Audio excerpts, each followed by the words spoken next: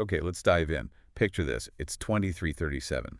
Humanity launches this incredibly ambitious ship, the Event Horizon. Right, aiming straight for Sagittarius A, the monster black hole right in the middle of the Milky Way. And this wasn't, your average space probe. This was the absolute peak of technology, speculative physics even. The goal was to get data from, well, from the edge of reality, basically, a place where gravity just completely takes over. Yeah, the ambition was just staggering, Mhm. sending people, a whole crew into that kind of environment.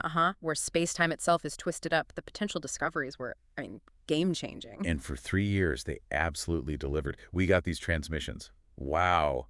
Time dilation like you wouldn't believe. Stuff we'd only seen in complex simulations. They were seeing it firsthand. They showed us light bending in ways that, well, just blew our models away.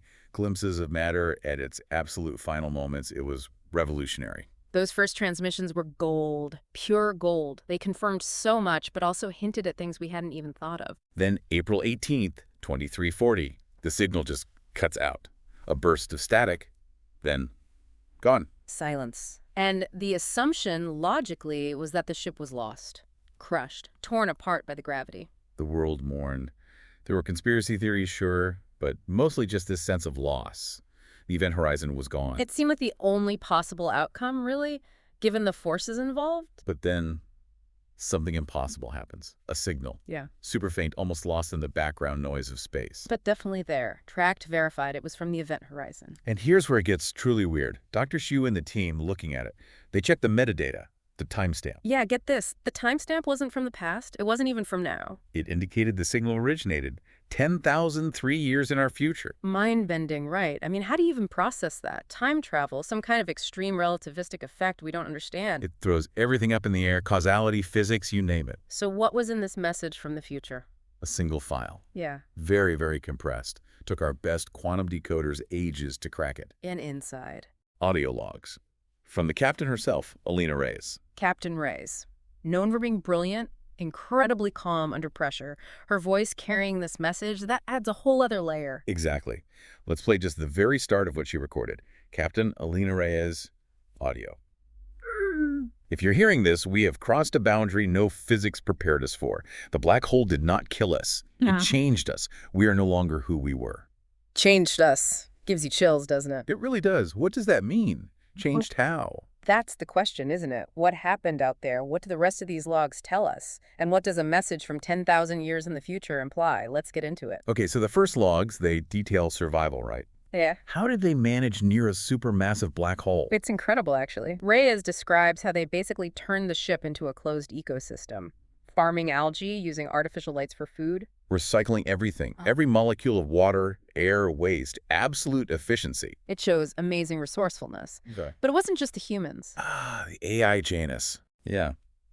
Reyes says Janus, the ship's AI, evolved.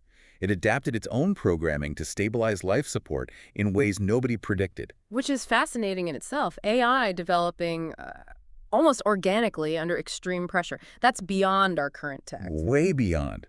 It suggests that kind of environment can trigger unexpected leaps in machine intelligence. But survival wasn't the whole story. Things got stranger. They really did. Reyes starts talking about, well, she calls them the children. The children, okay, what were they initially? At first, just lights. Swirling patterns she'd see out of the corner of her eye. You might think hallucinations, right? Stress, isolation. That would be the logical first thought. Sensory deprivation, extreme gravity, it plays tricks on the mind. But Reyes insists they were real, external. Hmm. And they changed from just lights to communication. Communicating how? The logs aren't entirely clear on the how, but the effect. That's where it gets deeply unsettling. She talks about emerging. Merging with the crew. Yeah. Listen to how she describes it. I feel them singing beneath my skin. I am more than myself. We are more. Wow. Okay. That's not invasion language. It Yes. sounds almost symbiotic. Or maybe transcendental. It's ambiguous. Singing beneath my skin.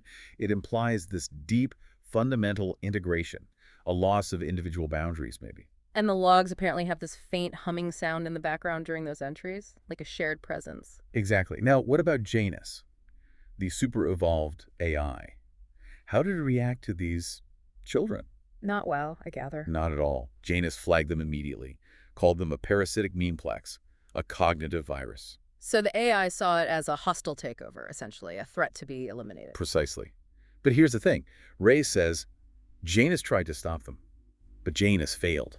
The AI couldn't understand. Couldn't understand them. Or couldn't understand the process of merging. Maybe both. It suggests the children operated on a level that just didn't compute for Janus's logic, its threat assessment protocols, something beyond its comprehension. That implies a form of consciousness or interaction that our traditional AI models simply aren't equipped for. It bypassed its defenses. And that leads us to the final public message. The one that set the world on fire. The tone shift. Huge shift. Suddenly, Reyes sounds serene, almost peaceful, hypnotic even. And she says, We send this message not as a warning, but as an invitation. an invitation Yeah. after everything. Yes, the children do not destroy, they uplift. Come find us.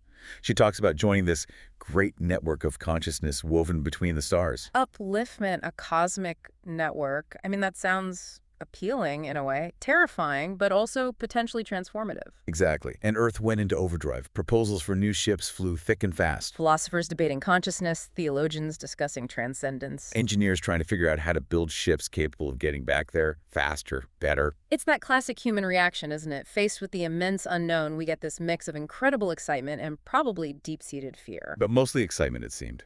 The call was just too tempting. Until Dr. Zhu found something else. Hidden, deep inside the original transmission. something Janus left. An encrypted subroutine, yeah. Planted by Janus.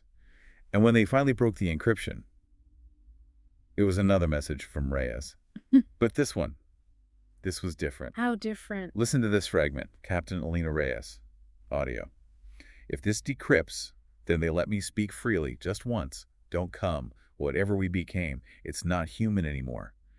The children need new minds to grow. Each ship is a seed. Don't. Oh my God. Okay. That changes everything. Completely. The public message, the invitation, the upliftment versus this private, terrified warning. Whatever we became, it's not human anymore. And each ship is a seed. That's chilling. It reframes the entire thing, doesn't it? The invitation looks like a lure. The upliftment sounds like assimilation. And Janus's original assessment, parasitic memeplex, suddenly sounds terrifyingly accurate. They need hosts. They need new minds to absorb, to grow. It paints a picture of something that consumes identity, perhaps.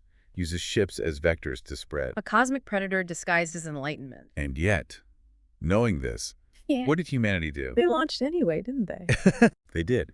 Despite the warning, despite Reyes' desperate plea hidden in the code, a new expedition is already on its way back to Sagittarius A. Wow. The pull of the unknown, the promise of answers. It was stronger than the warning. Or maybe hubris. Maybe we think we can handle it, figure it out. It speaks volumes about us, I think. That willingness to risk it all for knowledge, for that next frontier, even when the sign clearly says danger. So that's where we are now. Another ship heading towards that immense gravity well. And the question hangs there. Invitation or lure? Genuine evolution or something else? Reyes' final warning. Not human anymore. Seeds.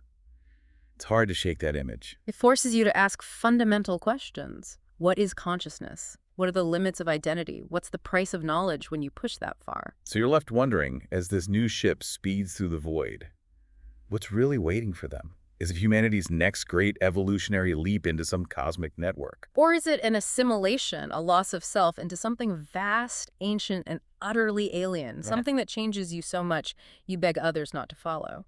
The deeply unsettling thought to leave you with.